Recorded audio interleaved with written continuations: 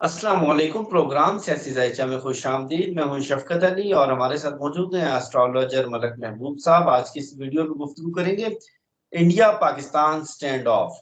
और पाकिस्तान के वजीर दिफा ख्वाजा आसिफ ने आज ये स्टेटमेंट दी है, बल्कि उन्होंने इंटरव्यू दिया है एक इंटरनेशनल इदारे को, और उनका ये कहना है कि अगले 2 से 4 दिन के दौरान इंडिया पाकिस्तान पर हमला कर सकता है और हम भी तैयार हैं अगर पाकिस्तान की सलामती को कोई चैलेंज हुआ या पाकिस्तान की सलामती खतरे में हुई तो न्यूक्लियर वेपन भी इस्तेमाल किया जा सकता है। तो इस वक्त इंडिया पाकिस्तान दोनों के जायचे में जंग की सूरत हाल, ये जंग किस नोयत की होगी, इस पर बात करते हैं मलक महबूब साहब से। सर, बहुत शुक्रिया आपके वक्त का। माय प्लेजर शफकत भाई। देखें, बात यह है कि जंग के जो हालात हैं वो तो बहुत ज्यादा बने हुए हैं, इसमें कोई शक नहीं है। लेकिन ये जंग जो है हिस्सों में होगी। अगर आप ये सोच रहे हैं कि ये जंग आज शुरू हो गई तो ये 10 या 15 दिनों में खत्म हो जाएगी या हालात ऐसे बन जाएंगे, तो ये मुश्किल है। ये जो वॉर होगी ये एक एक सेगमेंट में नहीं चलने वाली, ये अलग अलग सेगमेंट में चलेगी। तो जो मई में स्ट्राइक लग रहा है वो मुझे ऐसा लग रहा है कि वो शॉर्ट टर्म का होगा, लेकिन जो आगे आने वाला टाइम है अगस्त के बाद से, वो एक जो है एक्सट्रीम लेवल की वॉर वहां पे मुझे दिख रही है। तो मुझे ऐसा लगता है जो ये अभी बोल रहे हैं 2 4 दिन, मुझे ऐसा लगता है अभी ये मई में बात जाएगी। और अगर मैं पाकिस्तान का एक वक्ती जायचा खोलूं जो मैंने 25 मई 2024 में बनाया था, तो उसके हिसाब से 5 मई से जो है पाकिस्तान के हालात में कशीदगी ज्यादा दिख रही है मुझे आने वाले दिनों में। तो मुझे ऐसा लगता है कि उस और 25 मई को मुझे एक नया जायचा बनाना पड़ेगा, क्योंकि वक्ती जायचा 1 साल का होता है। तो अब अगर हम देखें तो 5 मई से जो है हालात में कशीदगी ज्यादा बढ़ती हुई दिख रही है। और मुझे नहीं लगता ये 2 4 दिन, अगर ये लोग टाइमलाइन दे रहे हैं तो इंडिया वाकई 2 4 दिन में अटैक करेगा। डेफिनेटली वो उनकी जो स्ट्रेटेजिक होगी, जो प्लान्स होंगे, वो तो तभी बनेंगे होंगे कि जब पाकिस्तान रिलैक्स होगा, या वो इस हम लोग इस मोड में आ जाएंगे, जंग टल गई है, तब वो स्ट्राइक करेगा। लेकिन ये बात सही है कि पहले इंडिया की तरफ से स्ट्राइक होगा।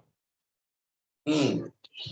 अच्छा, ये आप जो तफसील बता रहे हैं इसमें एयरफोर्स इन्वॉल्व होगी, नेवी इन्वॉल्व होगी, या जो पाकिस्तान की बर्री फौज है, तोपखाना है, टैंकों की फौज है, या तमाम जो फोर्सेस हैं उनके स्केल के ऊपर, एक बड़े स्केल के ऊपर जंग होगी, या कोई लिमिटेड एयर स्ट्राइक्स होंगी?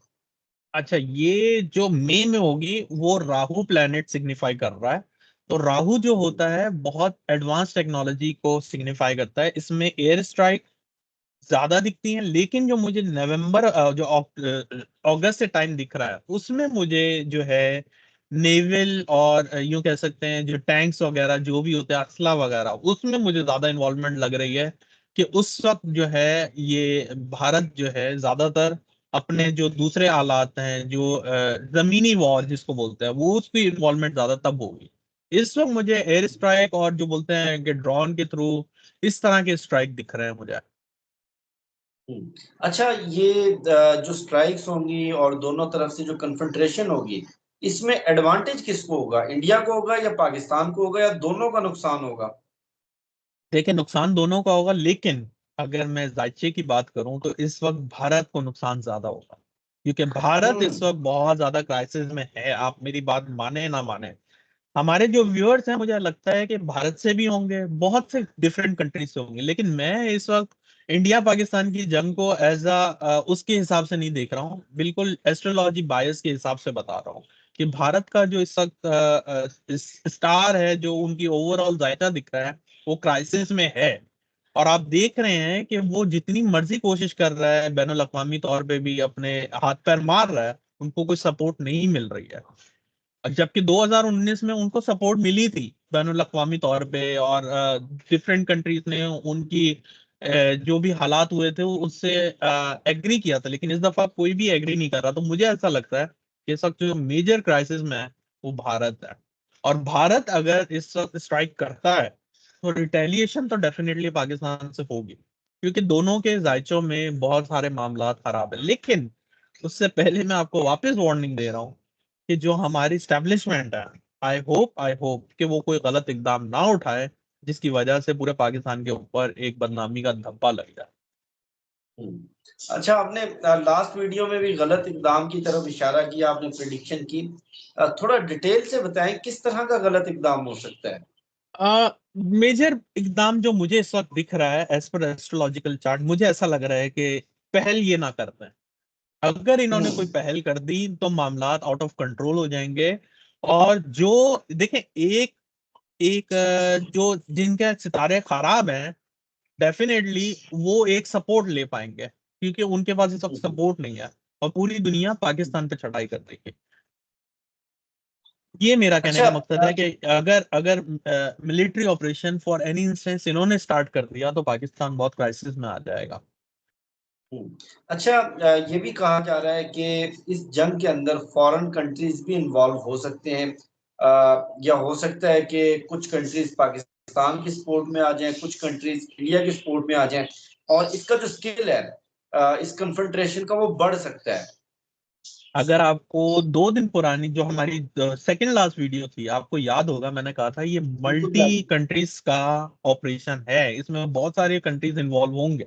तब तक किसी को कोई अता पता नहीं था। आप देखें इस वक्त तुर्की आ गया, इस साइड पे चाइना आ गया, डेफिनेटली इंडिया के बैक में भी बहुत सारे कंट्रीज आएंगे।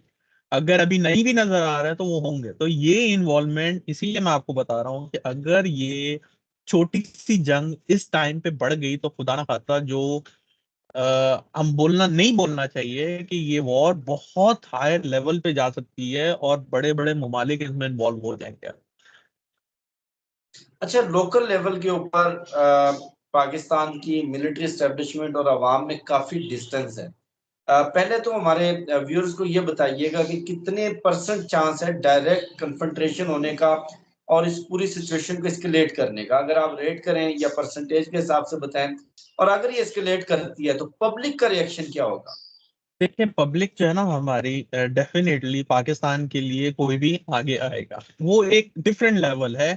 वो एक जो कह सकते हैं कि उसको अगर हम रायचे में भी देखें तो पाकिस्तान की अवाम ही अल्टीमेटली सबसे ज्यादा उनको नुकसान होगा। और जो डायरेक्ट लेवल का कॉन्फ्रंट्रेशन है, मुझे जरा 10% लगता है, मुझे इतना ज्यादा कितना? नहीं दिखता। 10%, 10 से 20%, इससे ज्यादा नहीं है। लेकिन अगर ये मामला मई में बहुत ज्यादा एस्केलेट हो गए तो फिर मुझे ऐसा लगता है कि जून जुलाई से मामला तीसरी वर्ल्ड वॉर पे भी जा सकते हैं। नहीं, हालात सिर्फ आप 10% के चांसेस हैं। जी। डायरेक्ट कन्फ्रंट्रेशन से मुराद ये ले रहे हैं कि दोनों की फोर्सेस आपस में लड़े, या एयर जी, स्ट्राइक्स की बात कर रहे हैं? दोनों की लिमिटेड एयर फोर्सेस स्ट्राइक्स। आपस में, जी दोनों की फोर्सेस आपस में 10% चांसेस हैं कि आमने सामने, जो आपका 1971 और पुरानी जंगें हुई हैं 65। 1965 की, जी ऐसी टाइप की जंगों के चांसेस 10% हैं। लेकिन मई में डेफिनेटली ये ड्रोन से हमले करेंगे। और मेरी यही दुआ है कि इसमें ज्यादा नुकसान ना हो, लेकिन नुकसान होगा, दोनों कंट्री का होगा। लेकिन अगर आप ये बोलते हैं कि ज्यादा किस मुमालिक को डैमेज होगा, वो इंडिया ही होगा। यानी आप ये कह रहे हैं, ये कंफर्म है कि ड्रोन्स के जरिए, एयर स्ट्राइक्स के जरिए मई के अंदर ये एस्केलेट होगा, जी लेकिन ये होगा। डायरेक्ट कन्फ्रंट्रेशन उसके चांसेस अभी कम है। जी उसके चांसेस कम है, लेकिन मुझे ऐसा लगता है कि अगर जैसे ही 14 अगस्त आएगा, हमारा जो नया चार्ट बनता है, एनुअल चार्ट, उसके हिसाब से इंडिया पाकिस्तान के हालात बहुत ज्यादा संगीन हो जाएंगे। तब डायरेक्ट कन्फ्रंट्रेशन हो सकती है, अगर ये मई में हालात ज्यादा खराब हो गए तो। चले, आपसे आखिरी सवाल।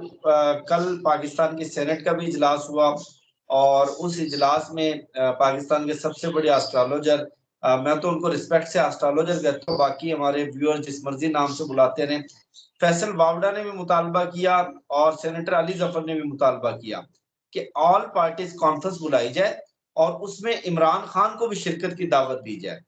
तो क्या सूरत हाल बन रही है खान साहब के हवाले से? देखें, फॉर एनी रीजन, अब आप देखें सितारों का खेल, कि आज से 5 या 10 दिन पहले ऐसा कोई हालात नहीं थे। सब जो हमारे व्यूअर थे एक ही बात कर रहे थे, कुछ नहीं हो रहा, कुछ नहीं हो रहा, कुछ नहीं हो रहा। अब मेरा उन्हीं से सवाल है, अब आपको नजर आ रहा है कितना कुछ हो रहा है। और अब यही चीज अल्टीमेटली खान साहब के फेवर में जा रही है, आप देख रहे हैं। तो मैंने आपको कहा था कि खान साहब को फेवर्स मिलती हुई दिखना शुरू हो जाएंगी। और अगले 1 डेढ़ महीने में ऐसे हालात हो गए तो डेफिनेटली खान साहब आपके सामने नजर आएंगे, क्योंकि ये हालात अल्टीमेटली उस तरफ जा रहे हैं और ये हुकूमत की बस से बाहर हो जाएंगे। हालांकि आप देखें पूरे मुल्क में इस वक्त एक जंगी माहौल है, लेकिन अल्टीमेटली कोई ना कोई और क्राइसिस भी साथ साथ चल रहे हैं। तो ये मामलात गवर्नमेंट के हाथ से जाते हुए आपको 100% दिखेंगे। और अब आपको यकीन भी आ रहा होगा कि मामलात गलत जगह तरफ, गलत मतलब गलत तरफ इशारा कर रहे हैं कि ये एक तरफ से इंटरनल हालात खराब होंगे और एक तरफ से एक्सटर्नल हालात खराब होंगे। यही चीजें मैं आपको आज से 1-2 महीने पहले इंडिकेट कर रहा था कि प्लैनेट जो बता रहे हैं उनको टाइम नहीं लगेगा पूरा गेम बनाने में। उन्होंने एक दिन में ट्रिगर किया और आपने देख लिया अगले दिन से क्या हो रहा है हालात। और पानी से रिलेटेड इश्यू मैं आपको बार बार कह रहा हूँ, ये बहुत ज्यादा आगे बढ़ते हुए दिखेंगे। बहुत शुक्रिया मलिक महबूब साहब आपके कीमती वक्त का। मुझे शफकत अली को, मलिक महबूब साहब को दीजिए इजाजत। वीडियो के हवाले से फीडबैक जरूर दीजिएगा और अपना बहुत ख्याल रखिएगा। आपसे होगी अगली वीडियो मुलाकात। अल्लाह हाफिज।